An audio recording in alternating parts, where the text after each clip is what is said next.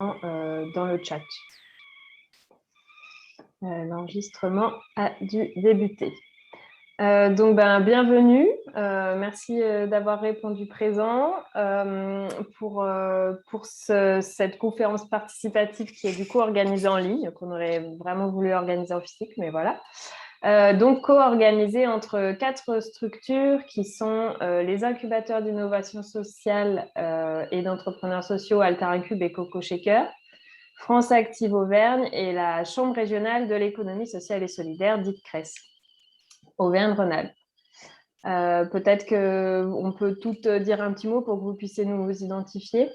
Léna ? Donc, Léna Demangeon, moi je suis chargée de mission pour Alter Incube Auvergne-Rhône-Alpes.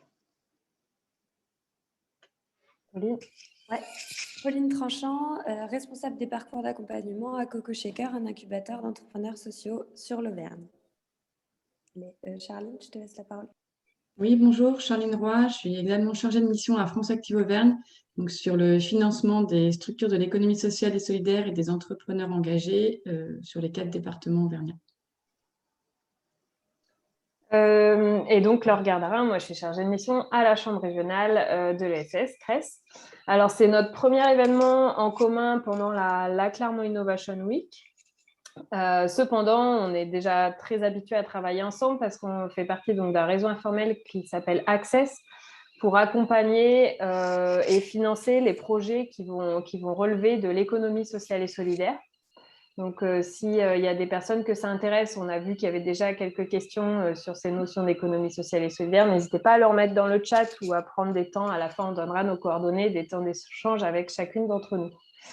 Donc, pour cet événement, on a choisi un angle, celui de partir de l'innovation technologique pour présenter en fait l'innovation sociale. Parce que c'est vrai que quand on parle d'innovation, c'est pas la première entrée à laquelle on pense, l'innovation sociale.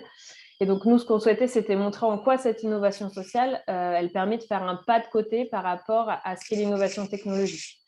Voilà, en quoi on peut avoir aussi des différences et des changements de modèles qui peuvent être intéressants pour tous et pour la société. Au programme, on va du coup d'abord, si tu veux passer la petite slide, Léna, construire ensemble une définition de l'innovation sociale.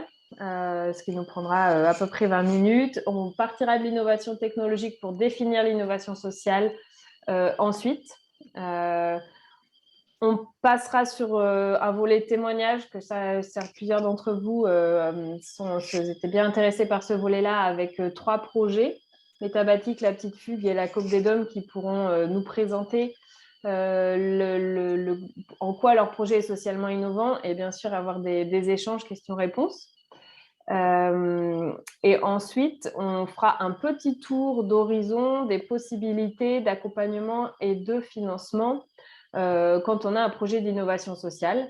On a laissé un peu de temps pour s'il y a des questions ou pour si on finit en avance, tout le monde pourra aller aussi manger plus tôt. Donc, on verra comment ça se passe et quelles questions cela soulève chez vous.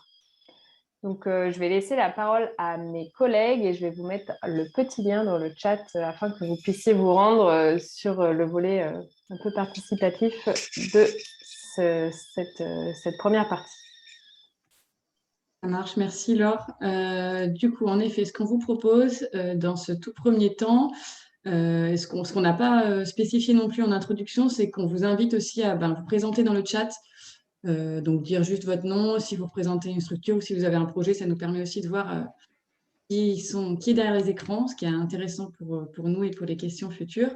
Donc, sur ce premier temps, donc on vous propose de construire ensemble, donc à partir de vous, ce que vous pensez, une définition de l'innovation sociale de manière spontanée, de partager avec nous ce que ça vous évoque en un mot, en plusieurs mots. On va le faire sous forme de post-it en ligne. Donc, vous avez le lien, je vérifie bien dans le chat.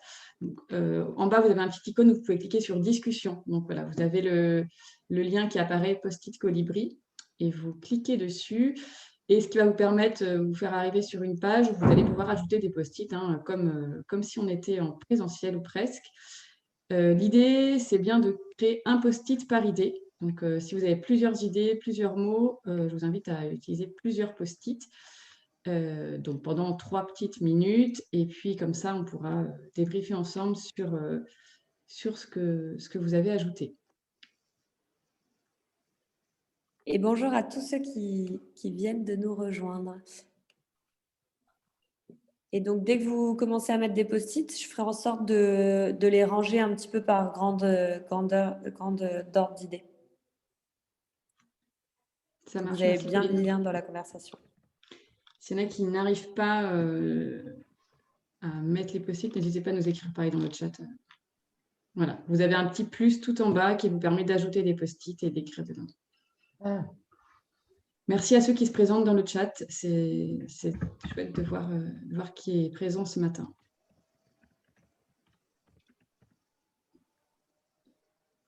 Alors, en effet, après, il faut recliquer dans le carré pour écrire.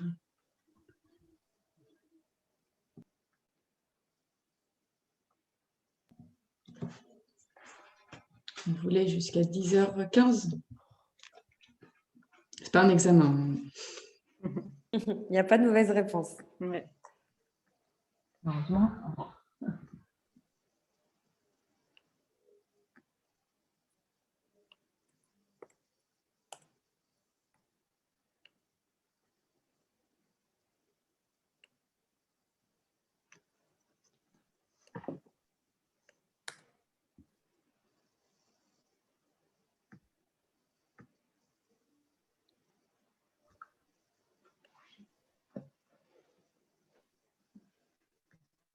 Alors, merci aux premiers qui ont commencé à mettre les post-it.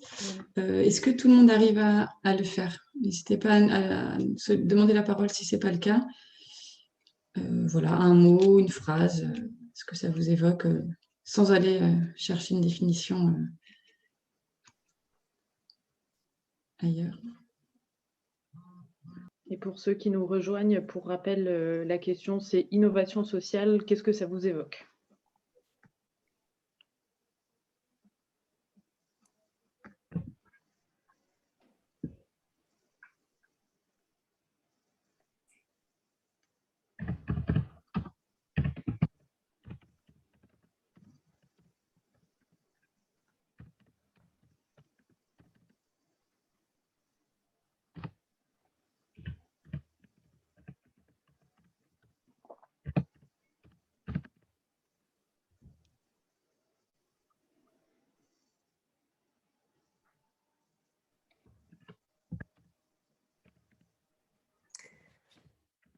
Donc là, on commence. Ah, je ne sais pas si j'ai mon micro. Ouais.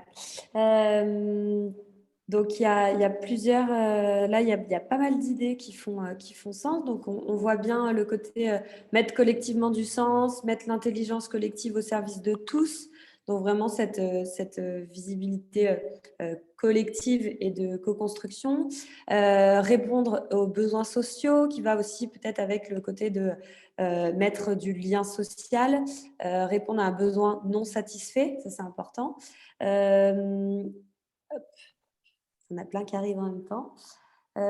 Donc, coopération d'acteurs sociaux de manière nouvelle, donc ça peut aller aussi sur le côté un peu collectif. Apporter quelque chose de nouveau au territoire, donc ça va avec le côté réponse à un besoin social, mais ça va aussi avec un autre post-it que j'ai vu, ce qui est un lien fort avec le territoire et un ancrage local. Changer d'usage, donc changer les pratiques quotidiennes de certaines personnes, qui va aussi avec créer un changement d'usage. Mettre du lien social, ça va un petit peu dans les deux côtés. Et repenser nos manières de faire, c'est aussi le côté changer d'usage. Et du coup, hop, je peux le mettre là, repenser un peu tout en répondant à un besoin. Impliquer les usagers dans la démarche, ouais, très important. Donc ça peut aussi être sur le côté collectif, mais en même temps sur le côté changement d'usage. Donc je le mets un petit peu entre les deux. Et cette idée de co-construction, elle est très importante dans la définition aussi de l'innovation sociale.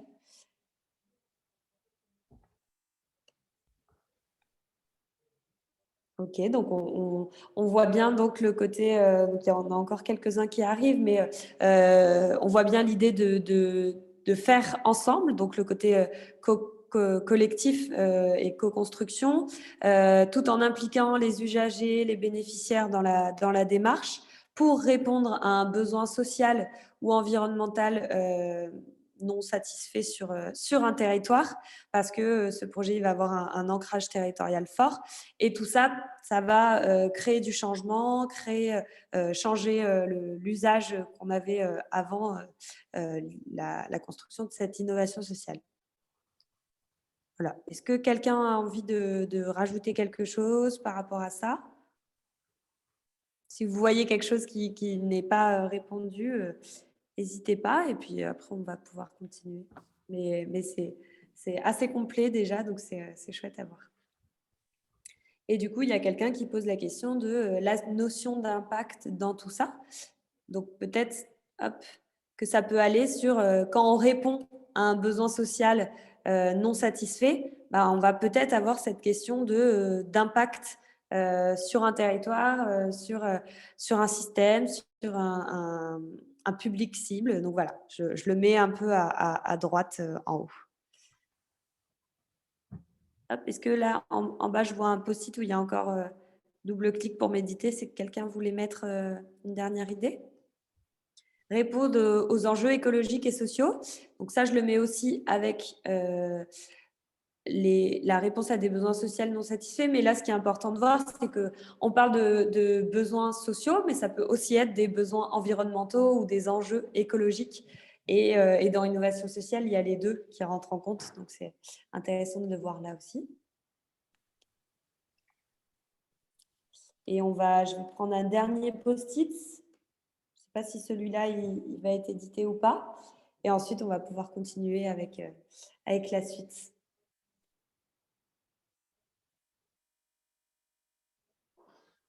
Faire travailler ensemble, le contrôle, l'aide, le soin.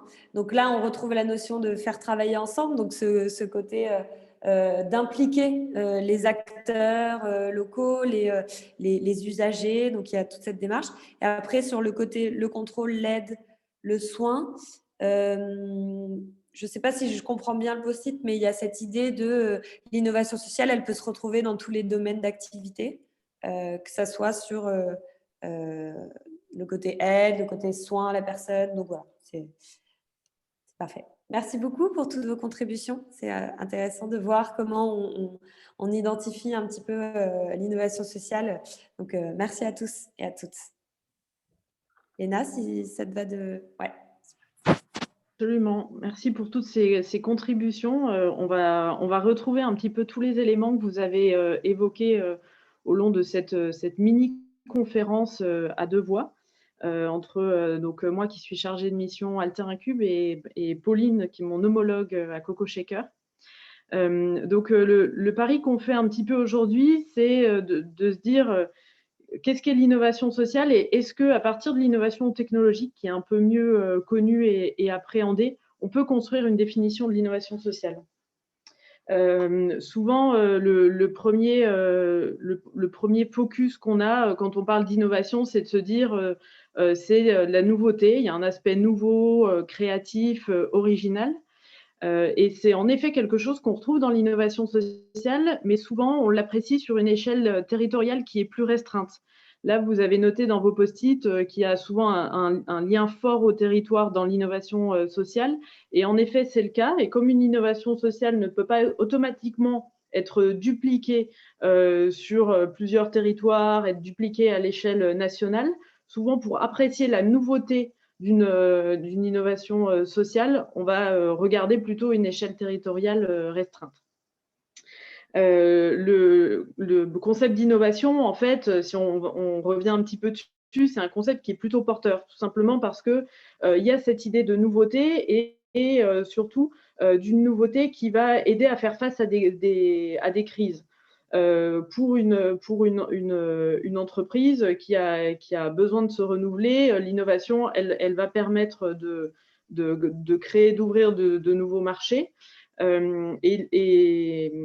Et donc, cette dimension-là, en fait, elle est vraiment au cœur de l'innovation. Finalement, même l'innovation techno, on la voit comme une solution pour arriver à faire face à des crises.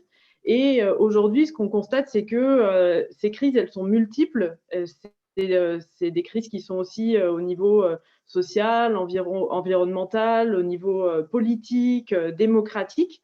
Et pour autant, l'innovation technique ou technologique, elle est limitée pour répondre à ces nouveaux enjeux, à ces nouveaux besoins sociaux, comme vous le disiez aussi sur les post-it, qui émergent et qui se multiplient.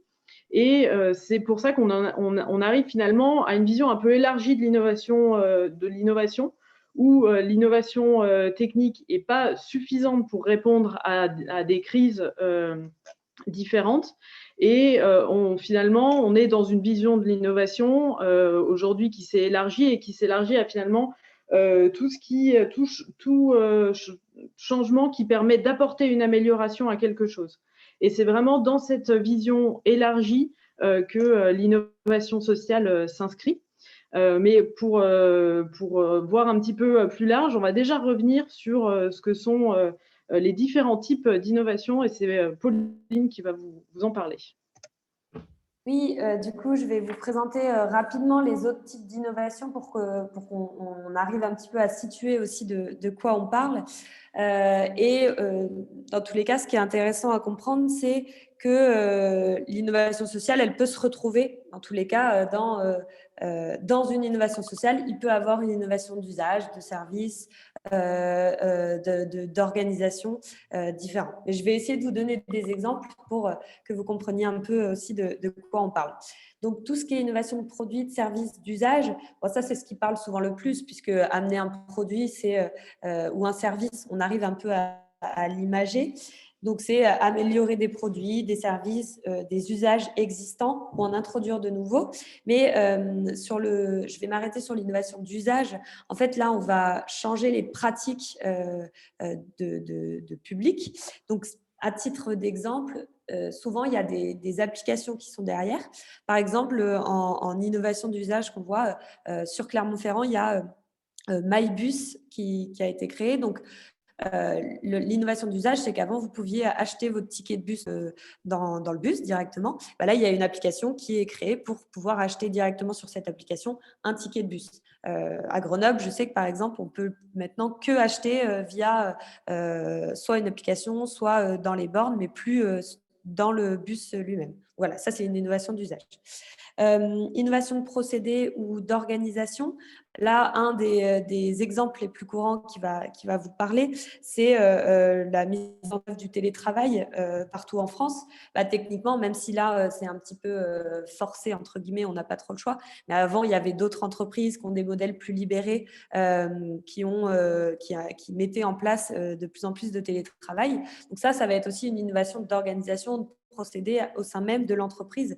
Donc, c'est vraiment changer la manière dont l'entreprise organise son travail ou sa chaîne logistique. Et donc, le télétravail, c'est un bon exemple de ce concept-là. L'innovation de marketing et commercial. Donc là, c'est comment une entreprise va changer la présentation, la distribution, la tarification, la promotion de l'offre de ce qu'il va proposer.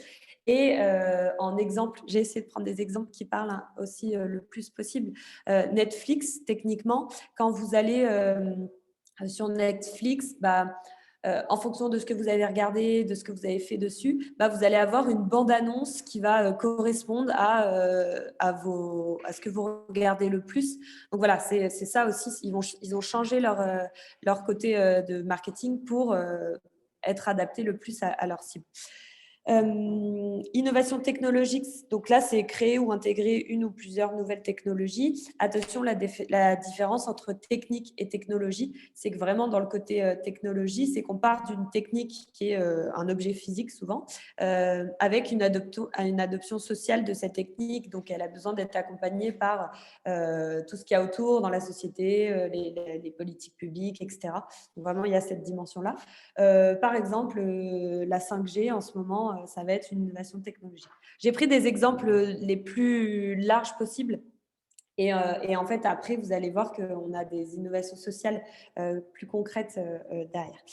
Et enfin, innovation de modèle d'affaires. Donc là, ça va réorganiser la structure de revenus ou des coûts. Là, j'ai pris l'exemple de Socialterre. donc il y a un magazine et un magazine assez engagé, eux, pour financer tout leur hors-série, ils vont compter que sur une campagne de financement en amont, donc 4 à 5 mois, pour financer la sortie de leur hors-série. Donc ça va être aussi une innovation dans leur manière de penser leurs revenus derrière. Ou par exemple, Mediapart, qui est aussi un média, eux, ils ne vont pas mettre de pub, ils ne vont pas compter sur la pub pour financer leur magazine, mais ils vont le faire que par des abonnements de leur clientèle.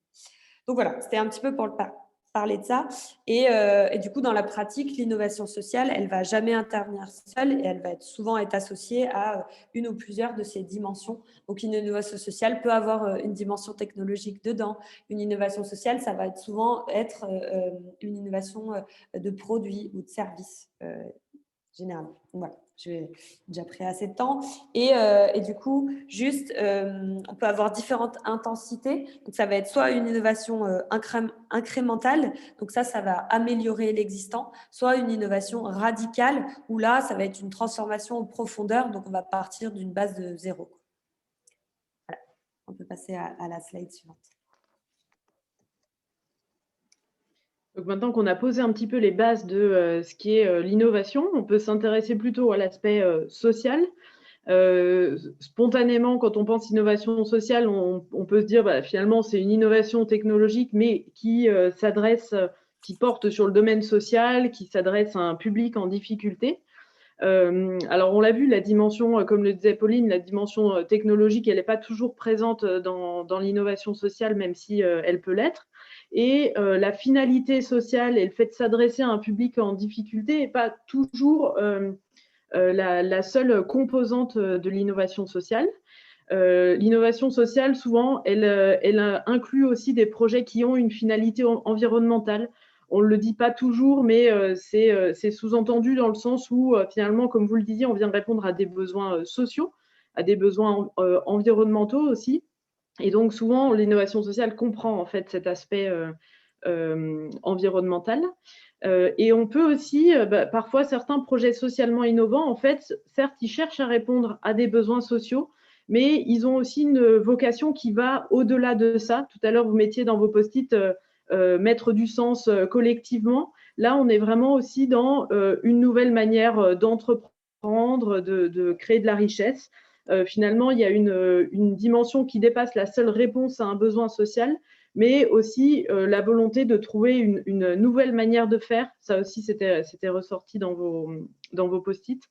L'un des exemples qu'on peut donner, un exemple local de ce type d'innovation sociale qui cherche à aller plus loin, qui porte une ambition qui va au-delà de la réponse à un besoin social, ça peut être le tiers-lieu étudiant Liotopie, qui a été créé par des étudiants, notamment pour répondre à des besoins sociaux des étudiants. En fait, il y avait ce qui avait été identifié, c'était la difficulté d'accès à la culture, la difficulté d'accès à des services de base, mais qui sont trop chers pour certains étudiants, pour faire sa machine à laver, avoir un lieu où capter de la Wi-Fi, etc. Et donc, il y avait forcément cet enjeu avec un public qui peut être en difficulté de venir répondre à des besoins sociaux. Mais finalement, ce dont on s'aperçoit, c'est que ça va au-delà de ça, puisque autour de l'utopie, il y a aussi des impacts au niveau environnemental, avec la diffusion de bonnes pratiques environnementales, de réduction des déchets, etc. Il y a une implantation dans un quartier, donc ça contribue aussi à revitaliser ce quartier. Il y a un lien fort avec tout le tissu associatif, donc ça devient en fait un petit laboratoire d'innovation sociale sur le territoire. Et donc on voit que finalement, certes, le besoin a été bien identifié et la solution proposée, qui est un tiers-lieu, permet d'y répondre, mais ça permet d'aller au-delà de ça, de créer du lien social, de permettre à des étudiants aussi de s'impliquer dans la vie associative à Clermont-Ferrand. Et donc, on voit que finalement, les impacts, ils sont multiples. Donc, on peut aussi définir l'innovation sociale, on peut aussi aller jusqu'à la définir comme finalement une nouvelle manière de faire société et de créer de la valeur. Pardon. Donc, on vous disait en introduction que finalement, dans l'innovation sociale a des points communs avec l'innovation techno, mais aussi elle permet de faire un pas de côté. Et il y a des choses sur lesquelles elle diverge. Donc, si on regarde d'un petit peu plus près, en fait, le processus d'une innovation, on voit que ça passe, qu'on peut analyser en fait son contexte d'émergence, le processus, les résultats, le changement et la diffusion. Et si on regarde ces éléments-là sur l'innovation technologique et sur l'innovation sociale, on peut en sortir différents éléments. Déjà, l'innovation, elle est liée à finalement une pression, mais qui ne vient pas forcément du même endroit, selon qu'on est sur de l'innovation techno ou de l'innovation sociale.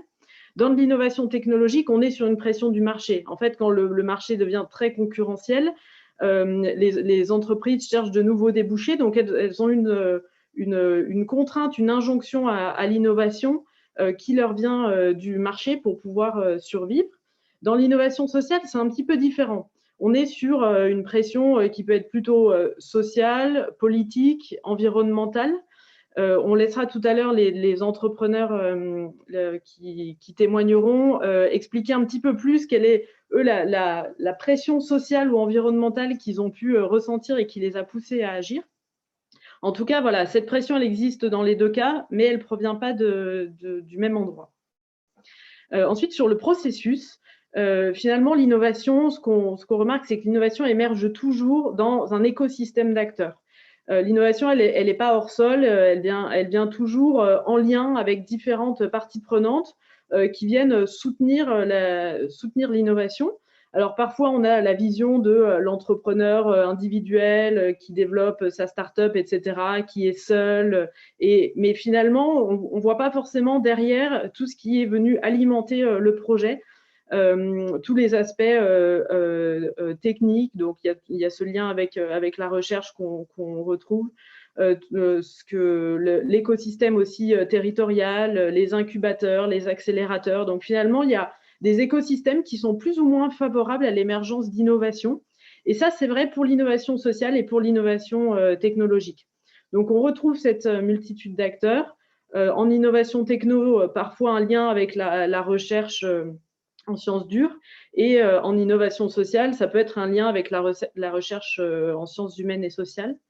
La petite distinction qu'on peut faire au niveau de l'innovation sociale, c'est qu'il y a aussi cet écosystème territorial qui est présent, mais souvent l'implication des parties prenantes va aussi plus loin parce qu'il y a un ancrage territorial qui est fort et un lien avec les futurs bénéficiaires ou usagers, avec les partenaires, les différentes parties prenantes, qui peut aller jusqu'à une gouvernance partagée, pour certains projets, une gouvernance démocratique, et donc qu'on retrouve, c'est une dimension qu'on retrouve assez peu dans l'innovation techno. Donc là-dessus, l'innovation sociale se distingue aussi un petit peu. Ensuite, au niveau des résultats que produit l'innovation, bien sûr, pour l'innovation sociale, c'est souvent des résultats un petit peu plus immatériels, avec parfois avec une composante technologique, mais la mesure des impacts sociaux, elle est parfois un peu plus délicate. Et puis, les deux dernières dimensions de l'innovation qui sont très liées, c'est le changement et la diffusion. Cette dimension-là, en fait, c'est simplement de dire qu'une innovation, pour qu'elle aille jusqu'au bout de son processus et que ce soit vraiment une innovation et pas une simple invention, il faut, comme vous le disiez tout à l'heure dans vos post-it, il faut un changement d'usage. Il faut qu'à un moment, il y ait une rupture avec ce qui existe. Et ce changement-là, il se produit pour une innovation techno si l'innovation est acceptée par les clients. Et ça se fait par la diffusion sur un marché de manière large. Donc, l'idée, c'est vraiment d'axer sur la commercialisation du produit, du service et d'aller vers une acceptation de plus en plus forte par les clients. Cette dimension de changement et de diffusion, elle est aussi présente dans l'innovation sociale, mais elle prend des formes assez différentes, puisque, on le disait, il peut y avoir dans l'innovation sociale des dimensions de d'innovation d'organisation, avec une implication forte des bénéficiaires, des parties prenantes. Et pour que ce soit réellement une innovation, il faut que cette solution elle soit appropriée. Encore une fois, il faut qu'elle soit ancrée dans le territoire, qu'elle réponde au plus près aux problématiques des bénéficiaires pour être pleinement une innovation. Et ces processus-là, souvent, se font pas tant que ça par la commercialisation sur le marché, même s'il y a l'innovation sociale, elle peut avoir cette dimension marchande, mais elle se fait sur des processus souvent plus longs, par traduction, par apprentissage, avec de l'appropriation collective, des temps qui permettent vraiment d'aller vers une manière différente d'agir, un changement d'usage profond, donc une transformation des pratiques. Et c'est du coup deux modes de diffusion qui sont assez différents. Donc finalement, on retrouve en fait pas mal d'éléments dans l'innovation sociale et dans l'innovation techno, et notamment quelque chose qu'on n'a pas noté ici, mais qui est cet aspect de prise de risque aussi, qui est inhérent à l'innovation et que les incubateurs comme Coco Shaker et Alter Incube viennent aider à lever. Voilà un petit peu à la fois les points de convergence et les points de divergence entre l'innovation techno et l'innovation sociale. Et donc, je vais laisser Pauline vous présenter une définition un peu plus construite de l'innovation sociale, et notamment 4 critères clés qui permettent de définir l'innovation sociale. Oui, exactement. Merci Léna pour ta présentation juste avant. De toute façon, l'idée, c'est je ne vais pas la lire, mais là, ce qui est important et ce qu'on a souligné en gras, c'est que dans une innovation sociale, il y a vraiment une réponse nouvelle à, comme vous l'avez dit aussi dans vos post-it, à des besoins sociaux nouveaux ou mal satisfaits. Ça veut dire que ni la sphère publique, ni la sphère privée n'y répondent aujourd'hui. Et cette innovation sociale, ce qui est important de mettre en lumière, c'est le côté participation et coopération des acteurs concernés. Donc, comment on va impliquer dans cette co-construction les usagers, donc les principaux bénéficiaires de votre offre ensuite, et les utilisateurs derrière. Donc voilà, comment on va les mettre en contribution au projet dès le début de sa construction, et pas à la fin quand le projet est déjà tout pensé, tout réfléchi. Donc il y a vraiment cette idée-là qui est importante. Il y avait aussi le fait que je voulais aussi vous donner quelques exemples de réponses à des besoins sociaux ou environnementaux. Donc, ça va être par exemple de faciliter l'accès aux soins, faciliter l'accès à des logements pour lutter contre ou freiner contre la crise du logement. Ça va être accompagner le vieillissement de la population. Voilà, et de vraiment montrer que ça peut être dans tous les domaines. Ça peut être vraiment très large, donc lutter contre le chômage.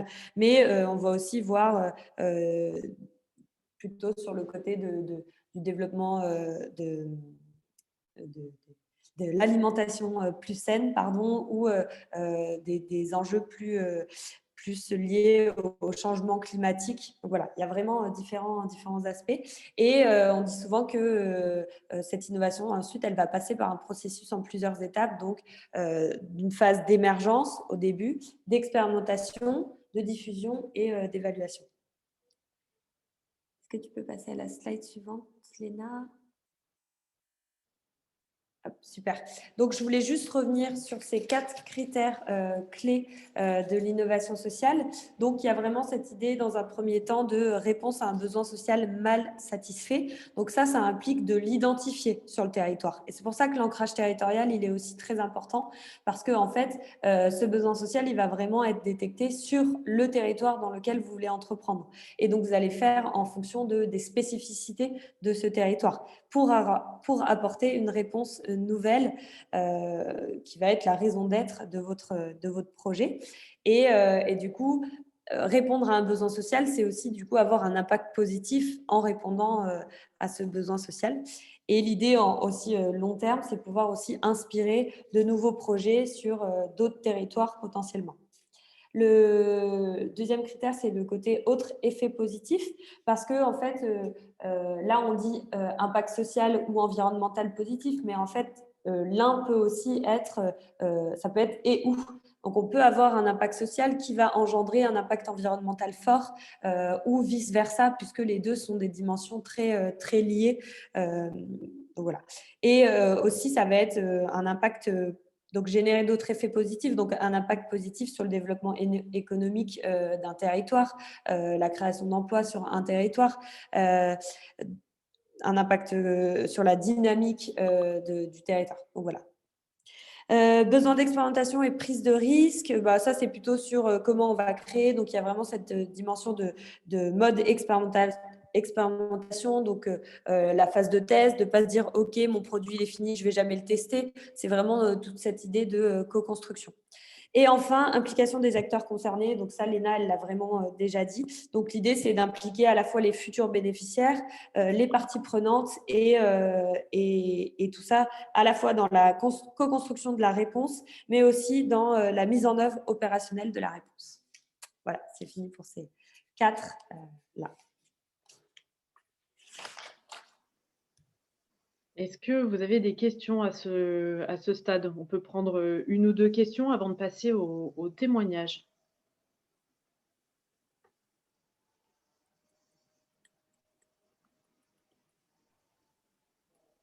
Non, on était super clair.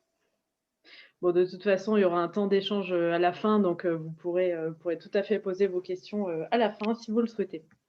J'ai une petite question, pardon. Donc, Céline Ruffier, je suis responsable du pôle entrepreneuriat à la métropole. Et c'est vrai que du coup, quand les gens nous présentent leur projet de création d'entreprise, toujours on leur dit, voilà, il faut vous différencier de la concurrence, la différenciation. Et du coup, en vous écoutant sur l'innovation, je me dis, quelle est la frontière finalement en fait, entre la différenciation et l'innovation? Voilà. Ou alors c'est peut-être plus une remarque, mais c'est de se dire, est-ce que le simple fait de distinguer la concurrence, c'est une forme d'innovation d'usage peut-être? Voilà, c'est pas forcément une question, c'est plus une remarque. Parfois, la frontière entre les deux, je pense, peut être assez mince. Oui, absolument. Léna, tu veux répondre? Comme tu veux. Non, je voulais juste dire, souvent quand on dit innovation, par exemple, la différence entre une invention et une innovation, c'est le fait ensuite de le proposer au marché, enfin, de le proposer et de le mettre en lien avec le marché. Du coup, il y a tout ce côté d'acceptation par la société, par les politiques publiques, etc.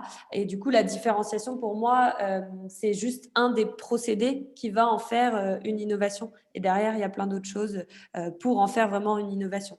Je ne sais pas si ça répond trop à la question, si c'est plus clair ou pas sur ce côté. Oui. Mais c'est vrai que voilà, je me dis que c'est parfois un peu mince, en fait, la frontière, parce que c'est un peu le facteur clé de réussite, la différenciation aussi. Mais effectivement, je comprends que l'innovation va plus loin. Ouais.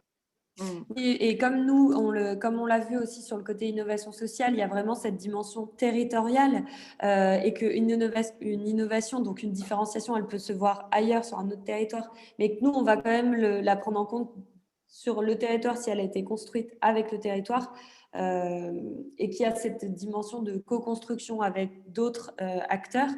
C'est plutôt de se dire, je ne vais pas dupliquer si ça existe déjà. Pas dans l'idée de parce que je ne vais pas avoir ensuite de marché, mais plutôt dans l'idée de répondre à des besoins sociaux le mieux possible, quoi.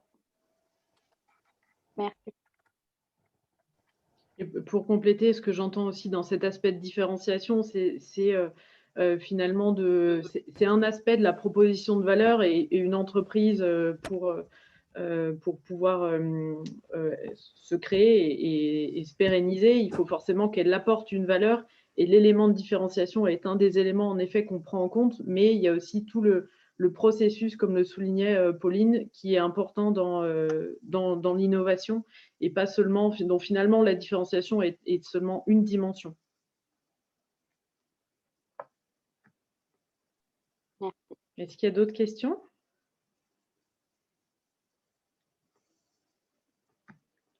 On peut passer au témoignage.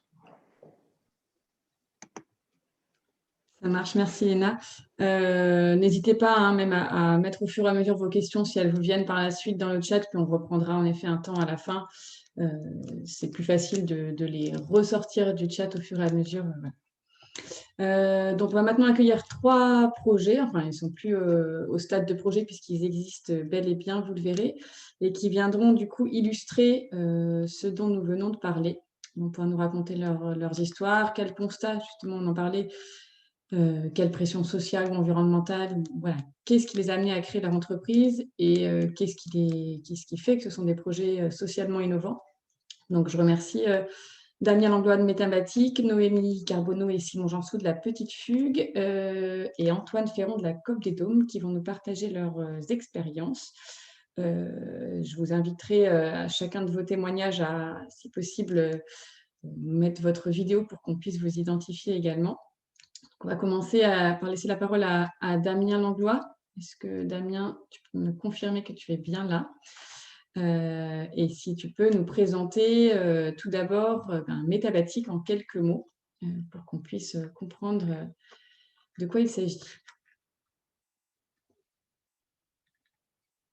Damien, je te laisse la parole si tu es là. N'oublie pas de réactiver le micro.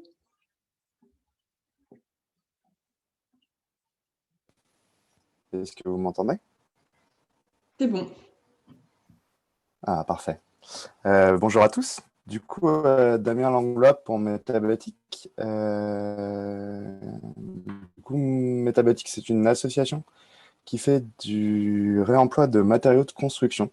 Le constat, c'est celui qu'il y a une énorme production de déchets à l'heure actuelle en France et qu'une grande partie de cette épée et une petite partie c'est du bâtiment. Et du coup, l'idée de Métabatique était de travailler sur ce gisement de déchets du bâtiment et de voir comment est-ce qu'on pouvait les récupérer, valoriser, et si possible avec du réemploi et pas du recyclage, histoire de diminuer l'impact énergétique de cette activité. Du coup, autour de cette idée, on était plusieurs projets et d'autres copines à nous. Et du coup, il y a 2 ans, on s'est dit, on va aller travailler, l'expérimenter, le fonder sur le terrain. Il n'y a pas grand-chose qui existe à l'heure actuelle. Il y a des structures qui sont montées ailleurs en France et qui essayent de faire la même chose que nous sur d'autres territoires. Mais il n'y avait pas vraiment de modèle déclinable. Et du coup, on a commencé à travailler cette question. Donc, travailler en partenariat avec des producteurs de déchets.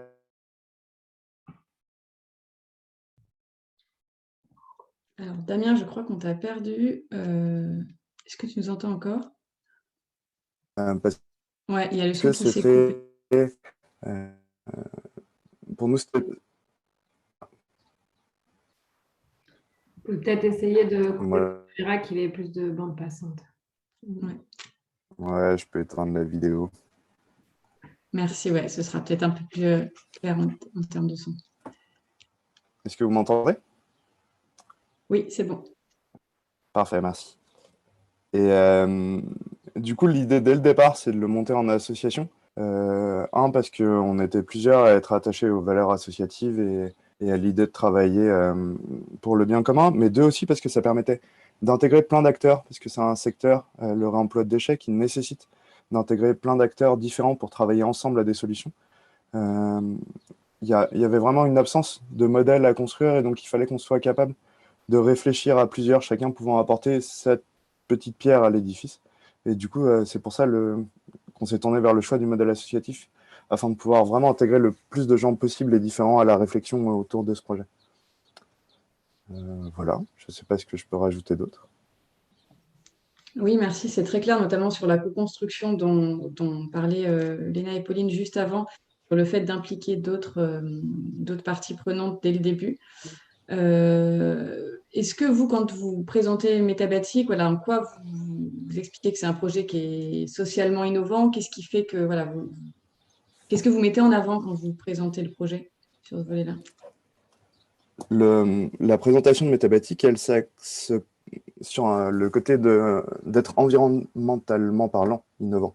Le vrai enjeu pour nous, c'est la réduction des déchets et c'est là-dessus qu'on présente notre projet.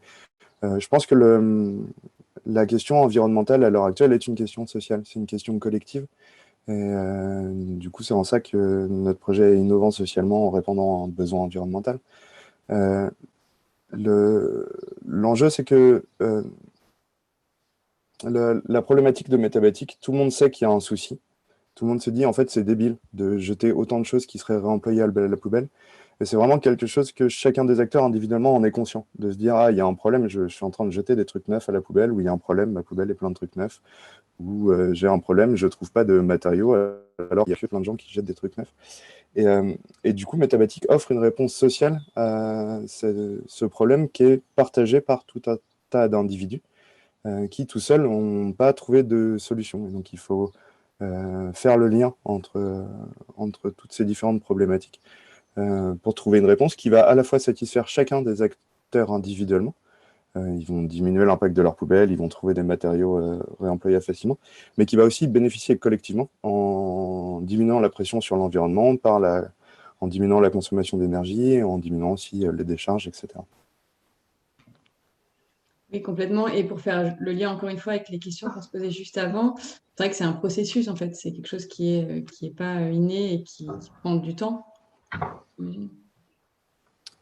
Ouais, c'est pas on va expérimenter sur des parties techniques ou technologiques, de savoir comment est-ce qu'on fait l'inventaire des matériaux, quels sont les matériaux qui sont réemployables ou pas. Il y a toute une partie caractérisation des matériaux pour voir s'ils sont encore en état de servir ou pas. Donc, il y a plein d'aspects techniques qu'on pourrait développer dans notre métier. Mais le principal enjeu, il est de mise en relation entre les acteurs et de co-construction de nouvelles solutions.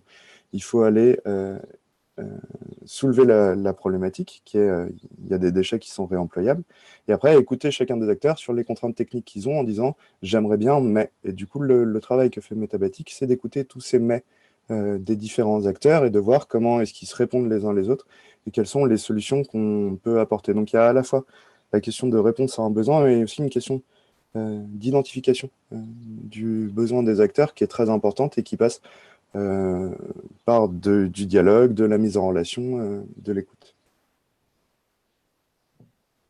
Ça marche. Merci beaucoup pour ces réponses et cette illustration du coup de notre précédente partie.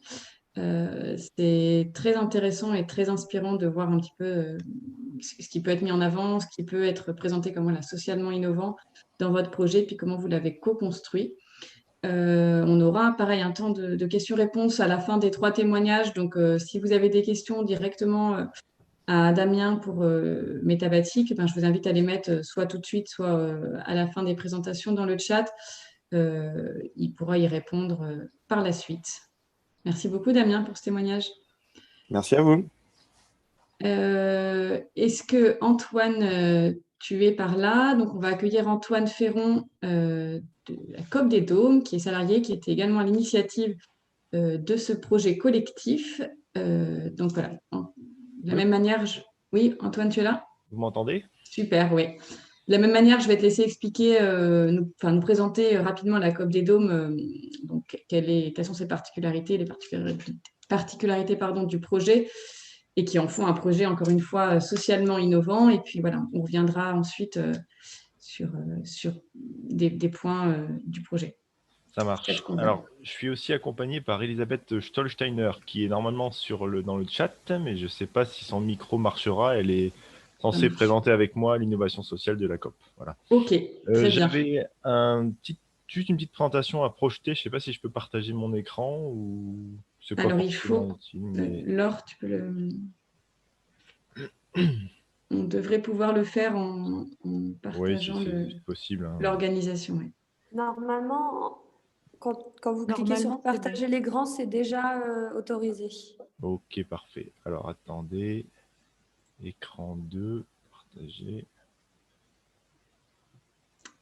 C'est tout bon, il suffit de le mettre en plein écran. Vous voyez ça là, c'est ça hein? Ok, ça marche. Alors, Antoine, est-ce que tu peux peut-être mettre ta caméra, sauf si tu as des problèmes de bande alors ouais, passante? en fait, j'ai juste pas de caméra, donc ça. Ah, t'as pas de caméra, bah, comme ça règle la question. Question réglée. C'est un ordi fixe et j'ai pas de caméra dessus. Alors, la COP des Dômes, donc c'est un magasin coopératif et participatif, comme il en existe maintenant pas mal en France, hein. C'est un ancien modèle remis au goût du jour. On prend un peu l'exemple de la Park Slope Food Coop de Brooklyn, qui existe depuis à peu près 50 ans maintenant, qui est sur ce modèle-là et qui a été importé en France il y a pas si longtemps que ça, sur un modèle un peu particulier. Donc, l'idée, c'est d'associer des gens, de grouper des gens ensemble pour faire fonctionner un magasin de produits alimentaires, en gros, tout ce qu'il faut pour faire ses courses au quotidien, dans un même lieu, qui fonctionne d'une manière un peu particulière, puisqu'on n'est pas simplement client du magasin, on est aussi membre du magasin, donc il nous appartient d'une certaine manière. Et on va, en plus de faire ses courses, devoir s'engager bénévolement dans son fonctionnement, en fait, en apportant une contribution bénévole. Alors, chez nous, à la COP, c'est 2h30 par mois. Donc, ça veut dire que 2h30 par mois, on va se retrouver potentiellement derrière la caisse voilà, pour faire passer les articles d'autres personnes, mettre les produits en rayon, assurer la découpe du fromage, réceptionner les marchandises, enfin, voilà, faire un peu toutes les tâches qu'il y a à faire dans un magasin d'alimentation, quoi. L'intérêt de ce fonctionnement-là, c'est que donc, grâce au collectif, on a un modèle qui va être indépendant, démocratique, et dans lequel on va pouvoir trouver en fait des produits de qualité. Donc, ce qu'on appelle produits de qualité, ça va être des produits sains, éthiques, souvent issus de l'agriculture biologique, du commerce équitable, qu'on va acheter localement autant que possible en circuit court. Donc, des produits de qualité qui vont être vendus en fait moins cher qu'ailleurs, puisque la marge de ce type de magasin-là, elle va être réduite. En général, on applique simplement 20% de marge, ce qui suffit à équilibrer le modèle et ce qui permet de trouver des produits de qualité à un prix intéressant, et c'est en moyenne à peu près 20% moins cher qu'ailleurs. C'est ce qu'on a calculé de notre côté. Donc voilà, donc l'idée c'est de dire, ben, on se met ensemble, on mange mieux et moins cher, et on le fait collectivement de manière indépendante et démocratique. Ça, c'est un peu le modèle de base. Donc voilà, sur ce que je vous présente là, c'est les valeurs de l'association de la COP des Dômes, avec une phrase qui résume un peu tout ce que je viens de vous expliquer, hein. La phrase « Ensemble rend accessible à toutes et tous des produits du quotidien de qualité, au sein d'un lieu géré collectivement par et pour ses membres, alliant vente, convivialité et partage ». Et on aime bien le petit slogan « Ne faites plus vos courses chez les autres, venez les faire chez vous ». C'est un peu voilà l'illustration de l'exemple de la COP des Dômes. Alors, plus concrètement, sur... Ça a changé d'écran, c'est bon ou pas? Je suis pas sûr, en fait. Oui, oui, c'est bon. C'est bon, ok. Donc, la COP des Dômes, en quelques mots, la première idée, le premier lancement s'est fait en février 2017 à l'occasion du deuxième anniversaire de la monnaie locale, la Doum. Donc, à cette occasion-là, certaines personnes se sont dit, ben voilà, pourquoi pas faire un magasin dans lequel on puisse aussi dépenser directement les Dooms. Donc, l'idée a été construite comme ça. C'est parti d'un petit groupe de personnes issues de la Doom qui s'est constitué après à part. D'autres gens se sont associés et voilà, la pompe était amorcée, l'idée était lancée, quoi. Donc, ça, premièrement, on a projeté le documentaire sur la coopérative de Brooklyn dont je vous parlais, qui a associé déjà une centaine de personnes. À partir de là, il y avait un début de collectif. On a pu constituer l'association, écrire la charte de valeurs, les statuts, etc. Et assez rapidement, passer dans le concret, puisqu'on est passé de l'association à la vente de produits locaux par la première étape qui était le groupement d'achat qu'on a initié en mai 2018. Donc vraiment la toute première étape pour dire, ben voilà, ça y est, il y a quelque chose de concret qui se fait, on est lancé, quoi. J'en profite d'ailleurs pour dire qu'on a été accompagné par Alter Incum notamment sur cette thématique-là, et ça fait partie de notre construction d'innovation sociale aussi. Et donc voilà, lancement du groupement d'achat en mai 2018, et assez rapidement, pour ne pas épuiser non plus trop le collectif, on a décidé de créer le magasin, d'ouvrir le magasin, ce qui s'est fait donc en novembre 2018. Vraiment le point de vente qu'on a encore actuellement, qui est du coup situé au cœur du quartier des Vergnes, dans Clermont, enfin dans le nord de Clermont-Ferrand, en face du château des Vergnes, à l'arrêt de tram château des Vergnes, qui est le terminus de la ligne, de ce côté-là. Bon, vous avez les horaires du magasin, ça c'est anecdotique. Quelques chiffres rapidement pour illustrer un peu le projet, où est-ce qu'on en est. Donc, on compte actuellement 330 adhérents actifs. Je précise bien actifs à l'association, puisque c'est très différent de tous les adhérents qu'il y a eu de soutien et puis des mouvements qu'il y a dans toutes les associations, hein, des gens qui partent, qui reviennent, etc. Là, on fonctionne vraiment avec à peu près 300 personnes actives qui, donc, du coup, sont les clients et les contributeurs du magasin. On est 2 salariés, donc moi, je suis le salarié du début, à partir du lancement du magasin. Et on a embauché récemment, donc en juin 2020, un deuxième salarié pour venir compléter l'activité. On fonctionne principalement sur l'avancée du projet avec des groupes de travail qui sont en fait constitués par les bénévoles sur les différentes thématiques qu'il y a à faire avancer sur un projet comme le nôtre, hein, que ce soit l'approvisionnement des produits, la communication, le fonctionnement du magasin en lui-même, le recrutement, etc. Et ce qui représente en fait au total 2891 créneaux de contribution bénévoles par an pour le fonctionnement de la structure. C'est-à-dire que chaque personne va donner 2h30 par mois, et sur tout le fonctionnement du magasin, bah, ça représente à peu près 2900 créneaux de contribution. Voilà pour la présentation globale du projet de la COP des Dômes. Est-ce que, Élise, tu es là? Est-ce que ton micro fonctionne? Est-ce que tu peux prendre la suite? Ben, je vais essayer. Est-ce que vous m'entendez? Bonjour. On t'entend très bien. Tu peux y aller. Bon, d'accord. Oui, alors je voudrais approfondir un peu ce que Antoine vient de présenter, et notamment sur cette idée de COP, hein, de coopérative. Donc, ce n'est pas quelque chose d'innovant au niveau du concept, puisque la coopérative, qu'est-ce que ça veut dire? C'est coopérer, c'est-à-dire faire avec, agir ensemble, faire avec. Pour nous, c'est d'abord une aventure humaine, collective, et qui fait société. Alors, c'est marrant parce que vous avez parlé de faire société, mais c'est exactement ça, puisque dans ce lieu où on se rencontre quand on fait nos contributions, mais aussi quand on participe au groupe de travail, c'est une manière d'exercer la démocratie participative. Hein. Bon, ça c'est aussi peut-être un grand mot, mais je crois qu'il est vraiment vécu au sein de la COP, puisque notamment au niveau de l'ancrage dans le quartier, hein, de la mixité sociale, mais aussi à l'intérieur de la COP, où l'idée de favoriser les initiatives de chacun, c'est une manière de s'appuyer sur leurs compétences, enfin nos compétences, hein, les compétences sociales. Ça, c'est difficile à faire, de dire nos au lieu de les. Ça demande du chemin. Moi, ça fait 2 ans que je suis à la COP. Et c'est vrai que d'inverser le modèle traditionnel de venir dans un endroit faire ses courses et de le vivre de l'intérieur, c'est-à-dire qu'en fait, on ne vient pas faire ses courses, on permet à chacun de consommer dans cet espace commun. Donc, c'est un peu différent et c'est un peu compliqué à s'approprier. Mais bon, je pense que ça, c'est aussi transmis par les initiateurs du projet.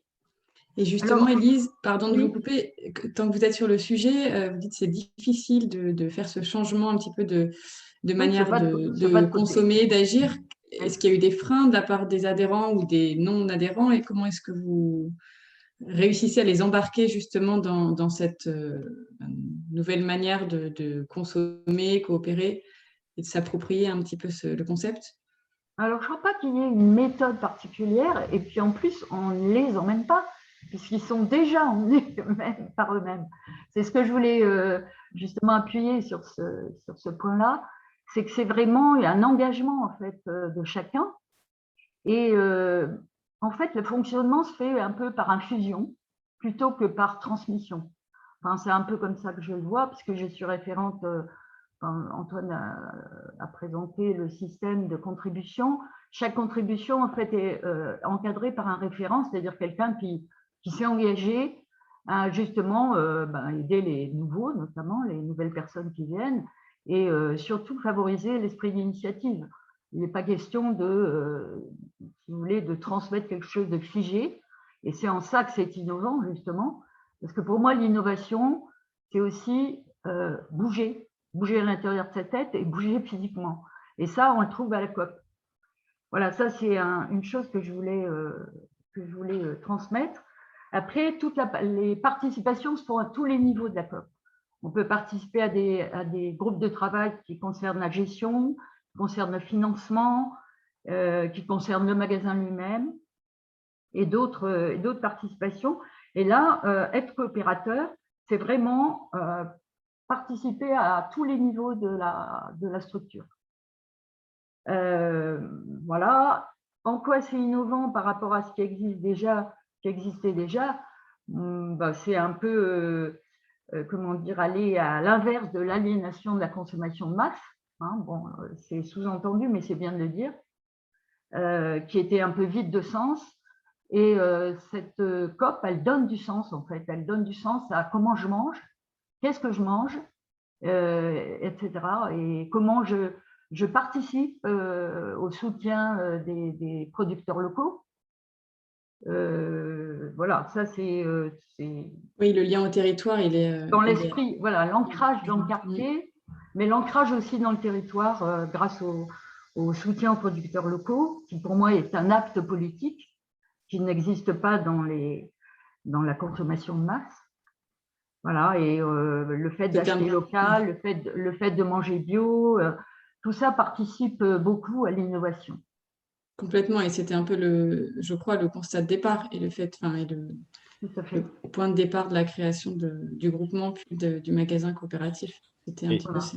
Si je peux apporter une petite précision, les moyens de consommer mieux, il y en a beaucoup qui existent aujourd'hui. Hein. On a les AMAP, on a les locavores, on a même d'une certaine manière les marchés, les magasins bio, etc. Enfin, il y a plusieurs circuits et moyens alternatifs de consommer un peu différemment. Là où ça se complète avec toutes ces initiatives-là, c'est qu'on vient en complément vraiment, enfin de mon point de vue, on vient en complément de tout ça, et par un modèle, on y répond d'une manière un petit peu différente sur le côté, on s'approprie vraiment l'acte de consommer finalement, parce qu'on n'est pas seulement consommateur d'une structure qui propose des produits plus sains, de qualité, locaux, etc. On est membre de cette structure-là, comme le disait Élise, on va aussi bien participer aux discussions et aux décisions, que ce soit sur l'achat d'un nouveau congélateur pour le magasin, donc quelque chose de très opérationnel, que sur ce qui se discute par exemple en ce moment, le recrutement ou la pérennisation du deuxième poste salarié de la COP des DOM, les conditions d'emploi et la politique salariale qu'on veut souhaiter dans une structure comme la nôtre, etc. Donc ça balaye un champ très large finalement de la manière dont on s'approprie un peu tout ça.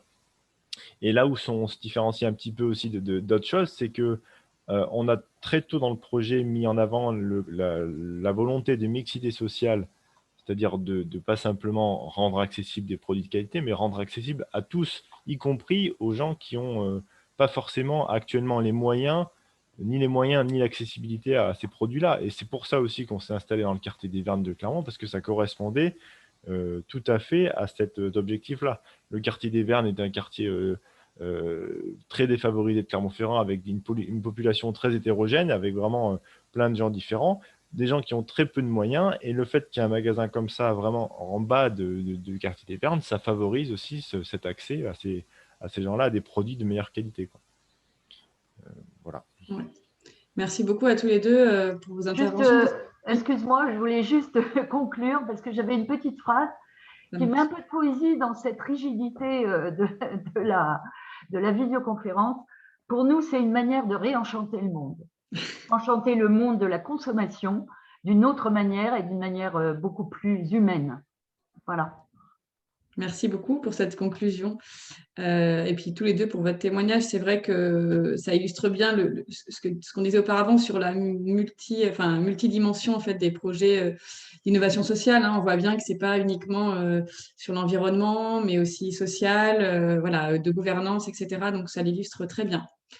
Merci. On va passer au dernier témoignage. Donc, on va accueillir Noémie Carbonneau et Simon Janson, que je vois qu'ils ont activé leur caméra. Merci.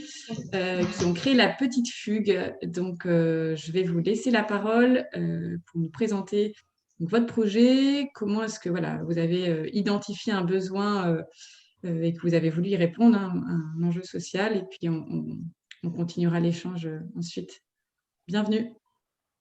Merci. Alors, on a créé la petite fugue il y a à peu près 2 ans et on crée des escape games pédagogiques à destination des enfants. Ça nous est venu après des discussions sur le système éducatif actuel et sur les difficultés que peuvent avoir certains enfants à s'adapter à ce système. On voyait qu'il y avait d'un côté tout ce qui est école Montessori, où on utilise plein d'intelligence et où on s'adapte aux différents enfants, tout simplement. Et le système actuel qu'on voit, où les enfants sont assis toute la journée face à un professeur, et où chacun ne s'épanouit pas. Et du coup, on a décidé de créer la petite fugue. Donc, on a une yourte qu'on a créée en bambou et on va directement dans les écoles, les centres de loisirs, différents lieux, et on fait des escape games pour les enfants. C'est des escape games de sensibilisation à l'écologie et au handicap. Et pour expliquer un petit peu le format, on va une journée sur place et on fait plusieurs sessions. On fait passer 6 enfants par 6 enfants. Et pendant ces sessions, donc il y a un petit temps avant où on explique ce qui va se passer.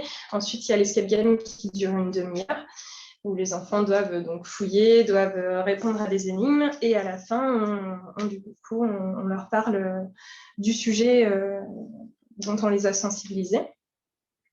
Voilà à peu près pour une session. Ouais. Du coup, pour l'objet social de notre activité, il est dans plusieurs points. Le premier, c'est le plus évident, c'est les sujets qu'on aborde du coup pendant nos escape games. On sensibilise les enfants du coup à l'écologie et au handicap pour l'instant. On en a créé 2 escape games, 2 jeux. Donc l'écologie, on parle de la déforestation et de la culture libre de palme. Et sur le handicap, on sensibilise les enfants au handicap visuel. Et ensuite, nous, ce qui nous tient très à cœur, c'est de changer un peu la manière dont on fait apprendre les enfants, notamment à l'école, mais de manière générale, en ayant une approche un peu alternative. Ce sur quoi on s'appuie, c'est le fait que les enfants, ils apprennent de manière naturelle et sans effort, grâce à l'interaction sociale, la découverte de son environnement et l'immersion et le jeu. Et en fait, tout ça, c'est réuni par l'outil de l'escape game. Donc nous, notre innovation, c'est d'exploiter l'outil de l'escape game pour apprendre des choses aux enfants avec une méthode active qui entraîne aussi de la coopération entre eux, puisqu'ils sont rendus autonomes dans nos jeux pendant la demi-heure à 3/4 d'heure de jeu, et ils apprennent directement à travers l'univers qu'on propose et les jeux qu'on propose. Oui, ça leur permet de prendre confiance en eux. C'est une meilleure motivation que de rester assis toute la journée à écouter un professeur. Par eux-mêmes, ils vont résoudre des énigmes, ils vont aller plus loin, et c'est en s'entraidant qu'ils vont y arriver.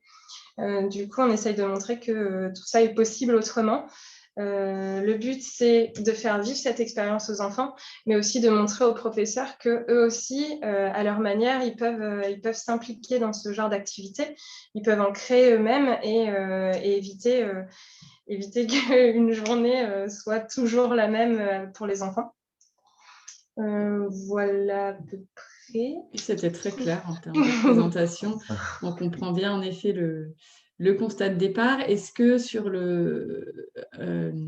disons la co-construction avec justement, ça implique des professeurs, j'imagine d'autres intervenants, un écosystème assez large en fait, là où vous intervenez. Comment est-ce que ça s'est construit? Alors, au départ, on n'était partis que tous les deux, donc c'était assez compliqué. On a tenté de faire les 2 escape games qu'on a déjà fait. On les a fait tous les deux parce que c'était sur des domaines qu'on connaissait bien. Et en fait, on s'est rendu compte que c'était vraiment plus intéressant de les co-construire. Du coup, le 3e escape game qu'on est en train de faire en ce moment même, on le co-construit avec le Valtom, qui est un syndicat du tri des déchets. Et du coup, là, c'est beaucoup plus intéressant. On voit tous les mois les personnes de la cellule de sensibilisation du Valtom. Et c'est avec eux qu'on construit cet escape game, ce qui permet d'avoir plein de points de vue différents et d'avancer, de mieux avancer et de créer quelque chose qui corresponde mieux pour sensibiliser un maximum les enfants.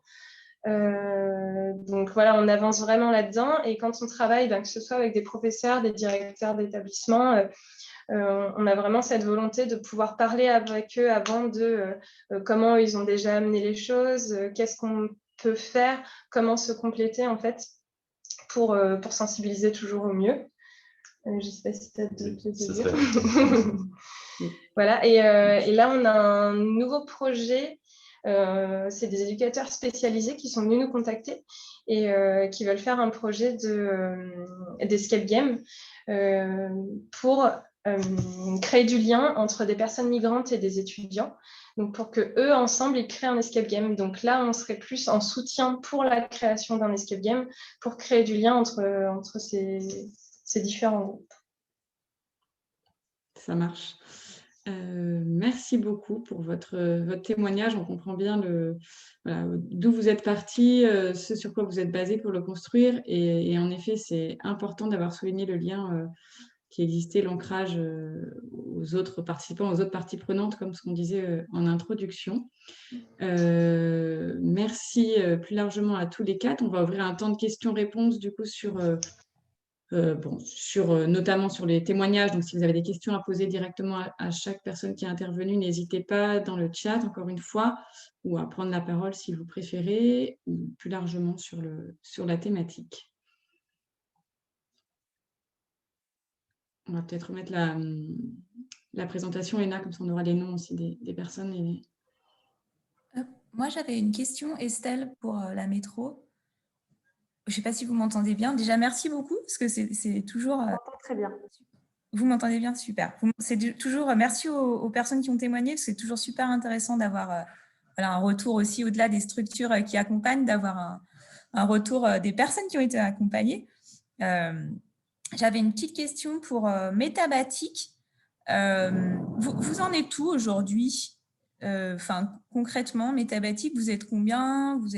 C'est quoi vos prochains grands, comment dire, pas en avant? Je ne sais pas comment on peut dire ça comme ça. Ouais. Du coup, Métabatic a été accompagné par l'Alter Incube jusqu'au mois d'octobre 2020, je crois. Je dis pas de conneries, Léna? C'est ça.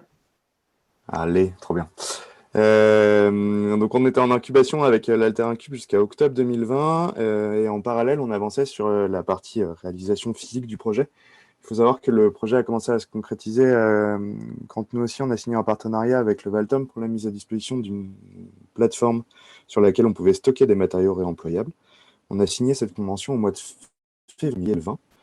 Depuis, on a travaillé sur des financements d'investissement pour équiper la plateforme en matériaux de stockage, en espace de stockage et en outils de manutention. On a bénéficié pour ça du budget écologique et citoyen du Puy-de-Dôme, qui a eu lieu à l'automne dernier aussi. Et donc, du coup, on est en train de finir d'aménager la plateforme au Valtom. On a pu commencer des collectes de matériaux avec différents partenaires. Je pense à des constructeurs ou des bailleurs sociaux. On a travaillé avec Assemblia sur le quartier Saint-Jacques, typiquement. Et on est maintenant 2 salariés depuis le 1er mars. Donc, il y a Adeline qui est là, peut-être encore avec nous, qui fait de la sensibilisation et de la communication pour Métabatic. Et on espère pouvoir ouvrir la matériothèque au public. On avait un premier événement prévu d'ouverture au public le 15 avril. Voilà. Après, on se sur comment est-ce qu'on fait des événements au public en 2020-2021. Mais voilà, donc on en est. On a un espace de stockage qui est aménagé. On a commencé des collectes et on espérait pouvoir ouvrir au public dans 15 jours. Et quand vous dites ouvrir au public, ça veut dire qu'en fait, c'est quoi? C'est les personnes viennent et peuvent se servir? Enfin, là, c'est une question naïve. Ouais, l'idée, c'est d'ouvrir un espace de vente au public des matériaux qu'on a sur site et de pouvoir commencer à communiquer sur le grand public en disant on a ça, on a ça, on a ça. C'est un travail qu'on fait déjà pour ceux qui nous en font la demande. On peut envoyer la liste des matériaux disponibles. Et on travaille aussi en parallèle avec des architectes ou des urbanistes qui nous contactent en disant j'ai tel projet, est-ce que vous avez ça, est-ce que vous pourriez récupérer ça? On fait tout un travail de mise en relation et de trouver les matériaux réemployables sur le territoire. Super, c'est super intéressant. Hier, pour info, j'écoutais une conférence, pareil, dans le cadre de la Clermont Innovation Week. Et il était question de résilience industrielle et justement de boucles locales, d'économie circulaire en fait industrielle, de la réutilisation des matériaux en local. Et du coup, je trouve ça super intéressant ce que vous proposez. Je vous enverrai les coordonnées de la chercheuse de l'Institut Pascal qui travaille là-dessus, parce que ça peut peut-être vous intéresser. Volontiers. Et je vais monopoliser encore la parole pour les personnes de la COP des Dômes. Quand vous dites, tout à l'heure, vous avez dit que vous aviez des adhérents actifs, donc ça veut dire qu'ils sont tous, impliqués, enfin, ils proposent tous 2h30 de leur temps, en fait. Alors, c'est toutes les semaines, tous les mois, vous avez dû le dire, j'ai raté. Tous les mois, en fait. Ouais, en fait, on dit 330 adhérents actifs parce que des adhérents qui ont adhéré au moins une fois depuis le début du projet, il y en a quasiment 1000 à l'heure actuelle, mais tous ne sont pas déjà... il y a beaucoup d'adhésions de soutien, si vous voulez, qui ont dit, bah voilà, le projet est très intéressant, on adhère à l'association pour soutenir, mais on n'aura pas forcément le temps de participer, ni la disponibilité, etc. Donc, c'est pour ça qu'on fait bien la distinction. Et après, il y a beaucoup de gens qui viennent, voilà, ça c'est le principe un peu de l'association, des gens qui rejoignent, puis après qui déménagent, qui vont ailleurs. Donc, il y a beaucoup de mouvements. Mais à l'heure actuelle, on est vraiment 330 actifs et c'est 330 qui font leurs 2h30 de contribution bénévole par mois. Et dans 4-5 ans, comment vous voyez la COP des Dômes? Parce que la vitesse à laquelle ça évolue, là, vous avez créé en 2017, ça, je veux dire, ça prend des proportions incroyables en fait, et c'est plutôt hyper encourageant. Comment vous voyez d'ici 4-5 ans? 4-5 ans, je sais pas, ça peut, à mon avis, à la base, en fait, si vous voulez, sur ce type de magasin coopératif, déjà, on parle plutôt de supermarché coopératif. Nous, on a un peu modéré ça en parlant de magasin, puisqu'on n'a pas forcément vocation à devenir une grande surface coopérative, même si c'est un peu ce qui se fait habituellement. Si vous voulez, d'abord, il y a le groupement d'achat, puis après, il y a l'épicerie, le petit magasin, et après, les modèles, en général, se transforment en un grand magasin. Nous, on n'est pas forcément dans cette optique-là. Il s'avère que la taille de structure qu'on a actuellement correspond bien à ce qu'on souhaite faire et permet d'avoir de la convivialité comme on estime que c'est important. Donc, s'il devait y avoir une évolution, ce serait plutôt, à mon avis, vers une deuxième structure un peu de taille équivalente, plutôt, par exemple, côté sud de la métropole clermontoise, quelque chose comme ça. C'est des choses qui sont un peu en discussion. On est encore un peu trop jeune tout de suite pour envisager ça, mais d'ici 5 ans, ça pourrait tout à fait être le cas, qui est un deuxième magasin, par exemple, sur Romagna, Serra, ou vraiment au sud de Clermont, pour toucher une autre partie de population, quoi. Bon, si vous venez au sud, je serai adhérente, parce que moi, j'habite au sud. Merci beaucoup et bravo en tout cas.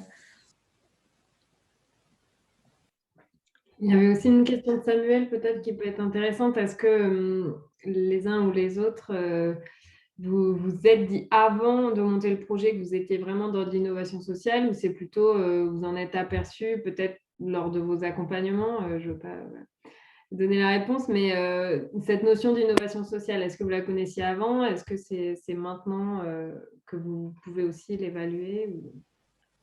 Non, honnêtement, ouais, c'est ça, en fait. On n'a pas forcément mis le mot sur le concept dès le début, mais on s'est rendu compte qu'en fait, on était vraiment dans la définition, quoi. Quand on dit répondre collectivement à des besoins sociaux, quand ça concerne l'alimentation, c'est tout à fait ça. Mais oui, c'est au fur et à mesure, en fait, hein.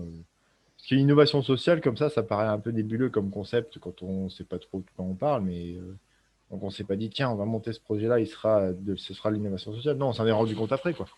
Mais c'est vrai que ça colle bien avec l'idée, quoi.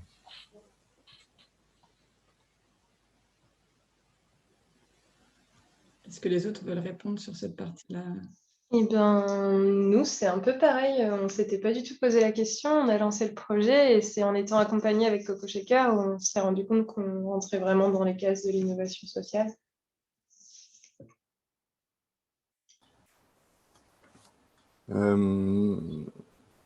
Moi, je pense pour Métabatique qu'on savait qu'on faisait de l'innovation. Après, l'avantage de se définir comme structure d'innovation sociale est que ça nous ouvre un environnement et des rencontres et que ça permet d'avoir un discours qui est plus structuré pour présenter son projet, qui est très intéressant. J'ajouterais un bémol, ça a un côté négatif, c'est que en termes d'accès au marché privé et de financement, je ne suis pas sûr que ce soit encore à l'heure actuelle un avantage. Je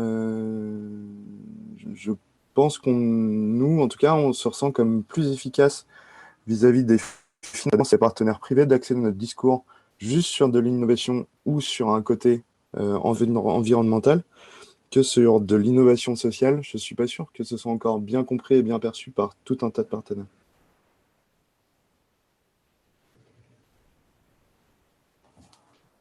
Ça marche, merci pour vos réponses aux uns et aux autres. Est-ce qu'il y a encore une dernière question avant qu'on passe à la suite de notre présentation? Ça marche. Est-ce qu'on a répondu sur la question globale de l'ESS et de l'éducation? Ah oui, il y avait cette question-là juste avant, en effet, oui. En effet. Oui. Prends la parole, Pauline. J'aimerais faire un petit élément, si c'est possible, de contexte sur l'ESS et après je te donne la parole, Pauline. Oui, super, je te laisse me redire, pas de souci. En fait, l'économie sociale et solidaire, on a toutes les structures associatives qui font partie de cette économie parce qu'en fait, c'est assez large sur le fait que ce sont des projets, des structures qui ont une finalité qui n'est pas le partage des bénéfices, qui vont avoir une gouvernance partagée, comme c'est forcément le cas en association, et des principes de gestion responsable. Donc, en fait, toutes les associations font partie de l'ESS. Donc, forcément, il y a beaucoup de projets ESS qui touchent au sujet de l'éducation. Peut-être, par contre, qu'il y a une notion d'innovation sociale ou d'évaluation d'impact sur laquelle ils se sont qui se sont moins emparés de cette question-là et que peut-être ils sont moins visibles que d'autres sur cette question d'innovation sociale, même s'il y a des projets qui en disent le contraire, comme du coup la petite fugue qui n'avait pas été présentée quand vous avez posé la question. Un autre projet qui a eu un trophée l'année dernière, qui est dans le Cantal, qui s'appelle Mazarotte et compagnie, qui est aussi sur l'éducation, qui va également sur un volet un peu culturel, artistique en milieu rural. Et puis, encore un autre projet qui est du sens, mais que je laisserai plutôt présenter par Pauline, qui a été accompagnée par Coco Shaker. Pardon, j'avais perdu mon micro. Oui, effectivement, pour nous aussi, ce qu'on dit souvent, c'est que l'innovation sociale, on le retrouve dans tous les domaines et le côté éducation fait partie intégrante de ces domaines, par exemple. Donc, on l'a vu avec la présentation de la petite fugue, mais on a aussi accompagné un projet qui s'appelait Et du sens, qui est maintenant une entreprise sociale.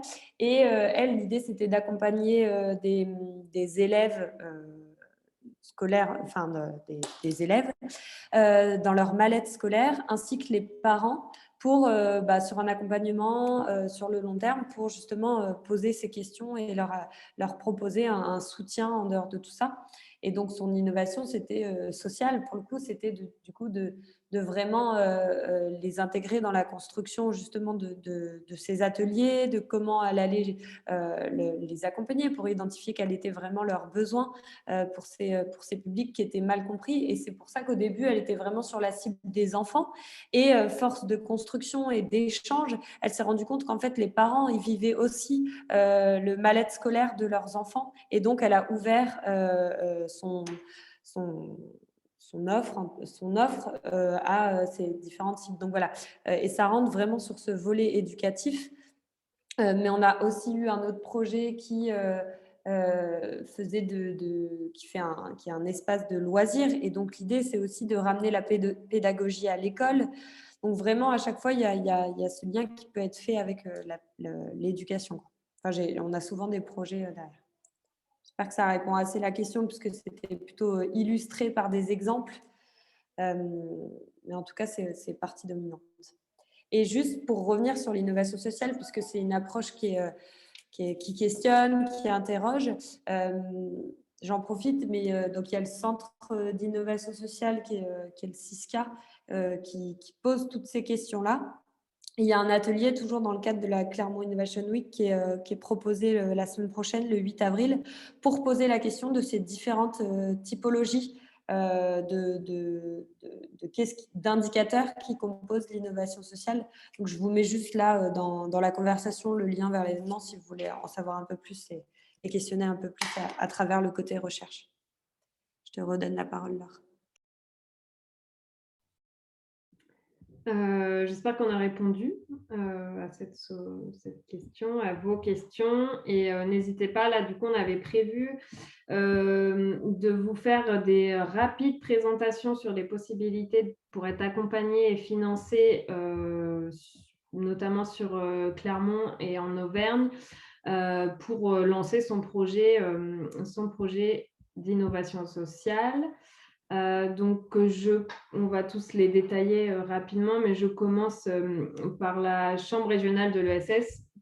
Donc, comme je l'ai présenté il n'y a pas longtemps, l'ESS est plus généralement tout type de projets qui peuvent avoir une utilité sociale, mais également une utilité dite collective. En fait, où il va y avoir vraiment cette notion de gouvernance partagée, de but qui n'est pas le partage des bénéfices.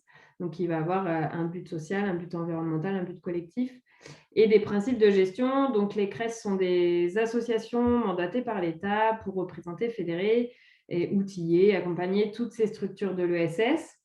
Donc, comprises comme toutes les structures associatives, toutes les structures coopératives, et puis donc les mutuelles, les fondations, et puis depuis 2014 également toute société commerciale qui va avoir cet objet d'utilité sociale. Qui peut l'inscrire dans ses statuts. Donc, on peut être une SARL, une SS de l'ESS. C'est un statut qui est de plus en plus demandé. En tout cas, nous, on peut, en tant que CRES, un peu conseiller sur ces questions-là. On est donc centre de ressources avec notamment l'Observatoire qui peut produire donc, des études quantitatives, qualitatives. Il y a pas mal d'événements. Du coup, on fait pas mal d'événements, de rencontres quand c'est possible autour de l'ESS et de la promotion de l'ESS et notamment l'entrepreneuriat en ESS. Et puis, la majeure partie de notre temps va être consacrée à l'appui au développement de l'ESS sur les territoires. J'en profite pour les porteurs de projets. On fait des accueils qu'on appelle Access Info où on parle de l'entrepreneuriat en ESS et des possibilités pour être accompagné tous les premiers mardis du mois. Donc, il y en a un la semaine prochaine et que l'on fait en visio. On a par ailleurs sur ce volet innovation sociale, mais qui va quand même être très lié à la transition écologique et énergétique. On a un partenariat avec l'ADEME qui nous a permis de prendre du temps individualisé avec des projets de transition écologique et énergétique pour les aider à avancer sur leur modèle. Là, le partenariat va peut-être aller un peu plus aussi sur la CRES comme opérateur des aides de l'ADEME. Donc, s'il y aurait des questions à propos de tout ce que l'ADEME peut proposer pour des projets qui sont peut-être ce qu'on pourrait appeler innovation environnementale ou innovation sociale, on pourra peut-être aller là-dessus normalement avec des collègues qui seraient formés pour parler de toutes ces possibilités données par l'ADEME. Une autre petite slide pour présenter un peu du coup vraiment la variété des acteurs de l'ESS. Donc, qui peuvent adhérer en direct à la CRES pour aussi faire partie de ce mouvement d'une autre économie. Et donc, vous avez des groupes plus gros, des plus petits, des structures de l'insertion, des associations. C'est assez varié. Et s'il y a des questions, il n'y a pas de souci. Je suis dispo. On a toutes mis nos adresses à la fin. Mais je vais peut-être laisser les incubateurs se présenter, les incubateurs d'innovation sociale. C'est à toi, Pauline. Oui. Merci beaucoup, Laure. Donc, Coco Shaker, on est un incubateur d'entrepreneurs sociaux. Donc, on est un dispositif qui est né en 2015, donc avec notre première promotion en 2016. Et donc, on accompagne à travers différents parcours d'accompagnement des porteurs de projets qui sont en devenir d'entrepreneurs sociaux sur le territoire d'Auvergne. Est-ce que tu peux passer la slide d'après, s'il te plaît, Laure ? Merci. Donc, l'idée, c'est vraiment d'accompagner les porteurs de projets qui répondent vraiment à un besoin social ou environnemental avec cette dimension d'innovation sociale sur laquelle je ne vais pas revenir. Nous, dans notre accompagnement, on se focalise vraiment sur l'entrepreneur social, donc sa posture d'entrepreneur social et de l'accompagner justement à valider cette posture et à la questionner tout au long du parcours d'accompagnement, tout en mettant tout en trouvant un équilibre entre modèle économique et impact social ou environnemental sur le territoire. Hop, tu peux passer à l'autre. Ouais, super, merci. Donc, on va le faire par un accompagnement stratégique des entrepreneurs sociaux. Donc, on a des promotions soit de 4 mois, soit de 7 mois. Et on en a sur plusieurs territoires. Donc là, on est en période d'appel à candidature pour une incubation soit sur le Puy-de-Dôme, orienté Clermont-Ferrand, soit sur l'Allier, avec plusieurs lieux sur l'Allier. Et comme je l'ai dit, on va vraiment regarder le caractère individuel et visionnaire du porteur de projet. Donc, les qualités entrepreneuriales sont aussi importantes. Et donc, sur chaque projet, ça va être une ou plusieurs personnes physiques qui va porter le projet à finalité sociale. Voilà. C'est bon, merci. Et du coup, ça peut enchaîner avec la présentation derrière d'Alter Incube. Et on voit vraiment notre différence sur le côté collectif, que je laisse Léna continuer.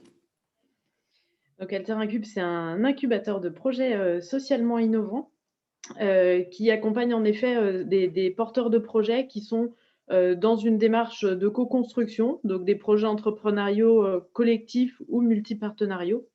Il a été lancé en 2016 en Auvergne à l'initiative du mouvement coopératif.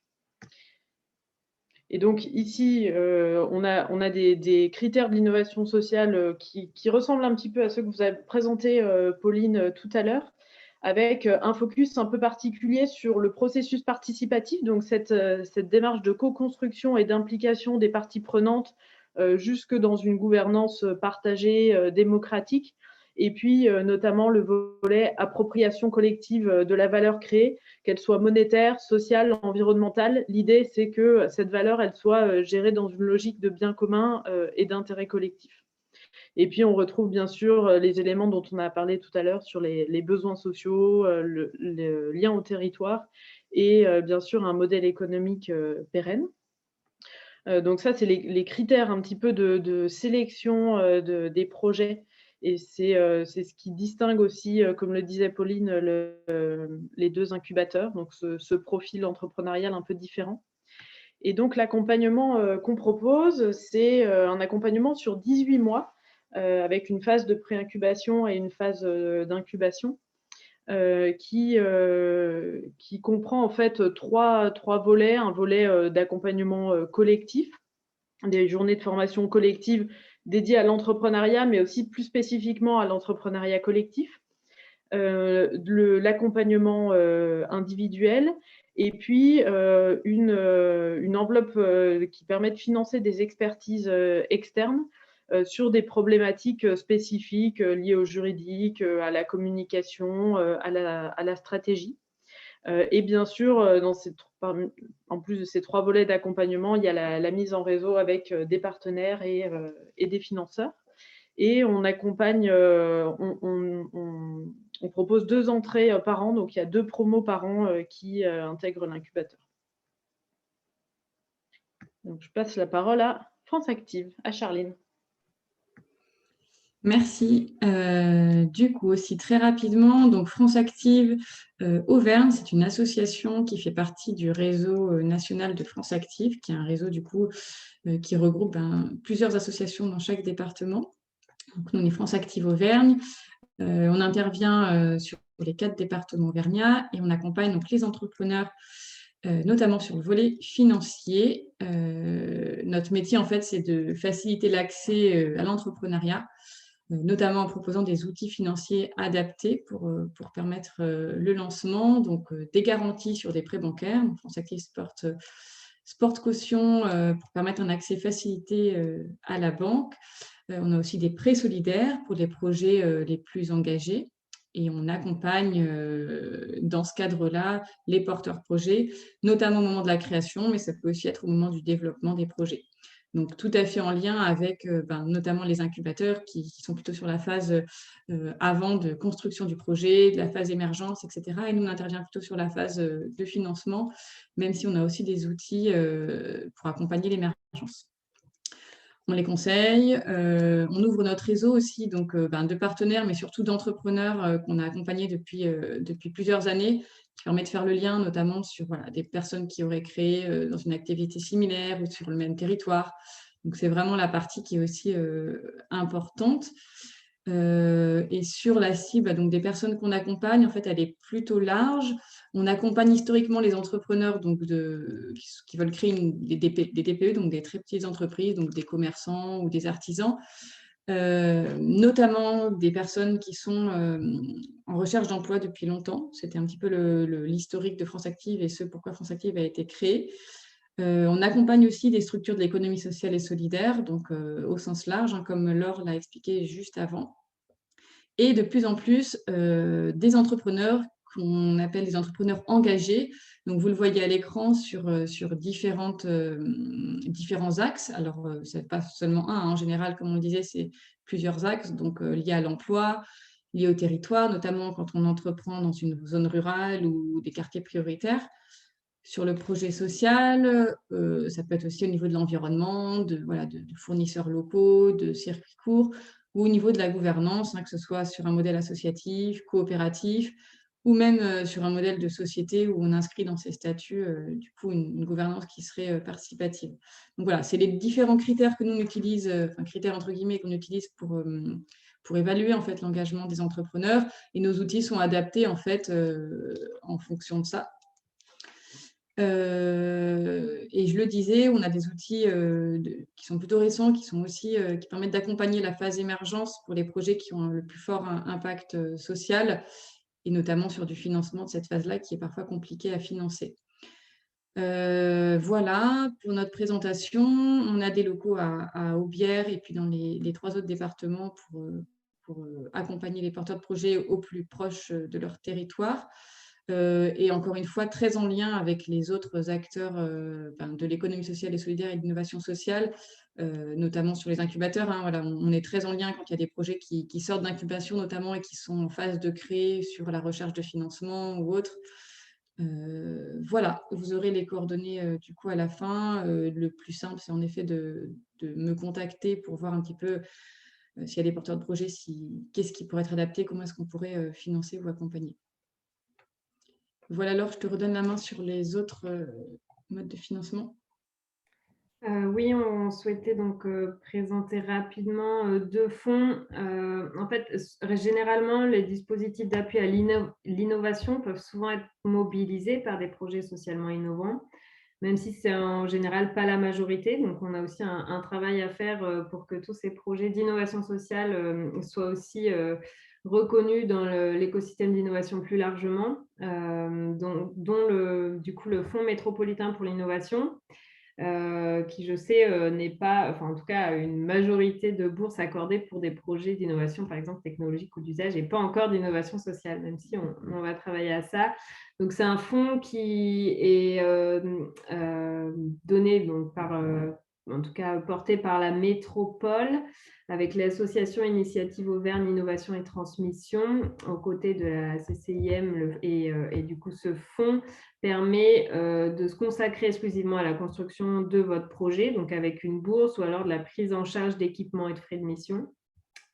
Une des conditions préalables obligatoires est d'être accompagné par un incubateur. Donc voilà, là, d'où l'intérêt de connaître les incubateurs comme AlterIncube et Coco Shaker qui sont sur des questions d'innovation sociale. Donc il y a toutes les infos sur le site de la métropole, mais on pourra aussi vous les envoyez. Plus généralement, la région, donc là, on est vraiment sur un fonds dédié à l'innovation sociale, mais qui est un prêt. Mais c'est intéressant aussi de connaître prêt donc à taux zéro pour les structures de l'ESS, mais pas que, toute PME qui se lancerait dans l'innovation sociale, avec un montant minimum de 50 000 € et un différé de remboursement qui peut être au max à 3 ans.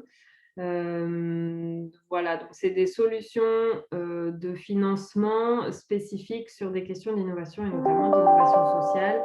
Il y en a d'autres, on peut en discuter en fonction des projets, comme le disait Charline, quand ils sont en phase justement de financement, le moment de faire ce tour de table des financeurs. Je vois qu'il y a une personne qui lève la main. Alors, j'espère que je pourrai répondre, sinon je voulais quand même mentionner que pour le FISO, vous pouvez notamment contacter Françoise Porcher de la région sur ces questions-là. Et puis sur le FMI, c'est Pascal Gauthier de la CCI. Oui, je voulais simplement moi ajouter pour le Fonds métropolitain d'innovation.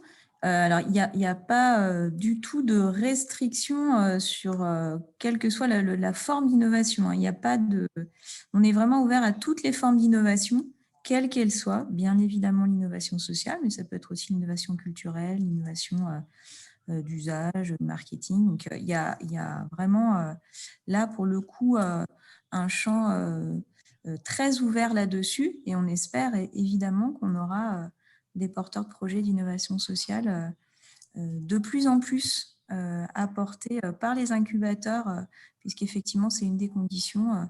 Il faut que vous soyez, en tant que porteur de projet, accompagné par un incubateur, parce qu'on reste persuadé que c'est la meilleure manière pour mener à bien son projet et le sécuriser. Vous avez autour de la table aujourd'hui en plus que des filles. Ah, mesdames, vous êtes en force. Vous avez des équipes de choc en face de vous qui ont toutes les compétences pour vraiment vous aider à sécuriser et avancer au mieux dans votre démarche d'entrepreneur. Donc, c'est vraiment important d'être accompagné parce que ça reste quand même quelque chose qui n'est pas évident et c'est une aventure dans laquelle on est encore mieux quand on est plusieurs avec des conseils et des retours d'expérience qui sont toujours très précieux. Et un autre point intéressant pour être éligible justement à ce fonds, mais plus généralement, c'est quand même d'avoir du temps à accorder. Et là, je sais que vous êtes sur des questions, enfin en tout cas, il faut avoir un temps plein à accorder au projet. Et oui, alors en fait, l'idée du Fonds métropolitain d'innovation, c'est justement pour permettre aux porteurs de se consacrer à temps plein à son projet et de ne pas être obligé à côté d'avoir un petit boulot pour faire bouillir la marmite, hein, parce qu'il y a un moment, il y a aussi ça dans l'équation. Effectivement, le Fonds métropolitain d'innovation, il est là pour apporter une bourse directe aux porteurs de projet pour l'aider vraiment à se consacrer à son projet. Oui, tout à fait. Est-ce que cela soulève des questions, des remarques, des envies de se lancer dans la création de projet? Merci Léna de vous mettre nos coordonnées respectives. Et n'hésitez pas à prendre la parole, micro ouvert, ou à écrire comme vous le souhaitez.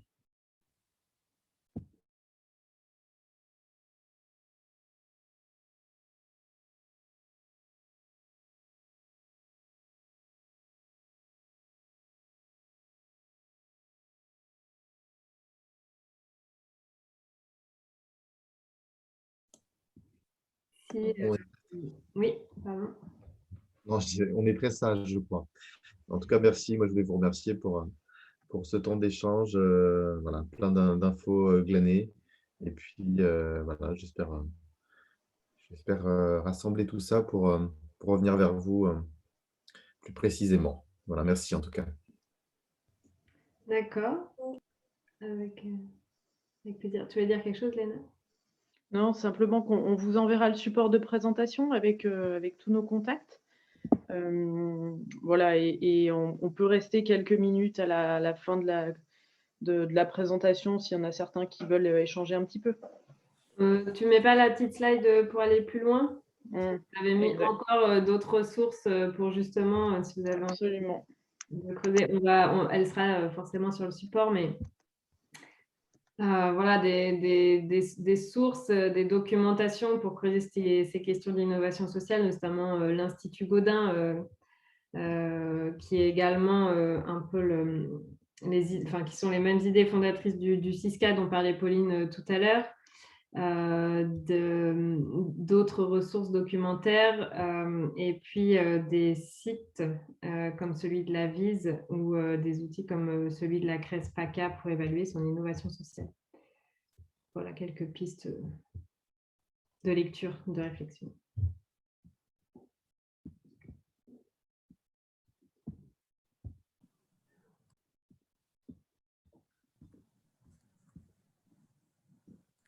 Merci beaucoup pour votre présence et votre écoute. Merci beaucoup à toutes. Merci. Merci. Merci. Merci, au revoir. Merci, bonne journée. Très bonne journée, au revoir. Au revoir. Merci. Au revoir. Merci, bonne journée.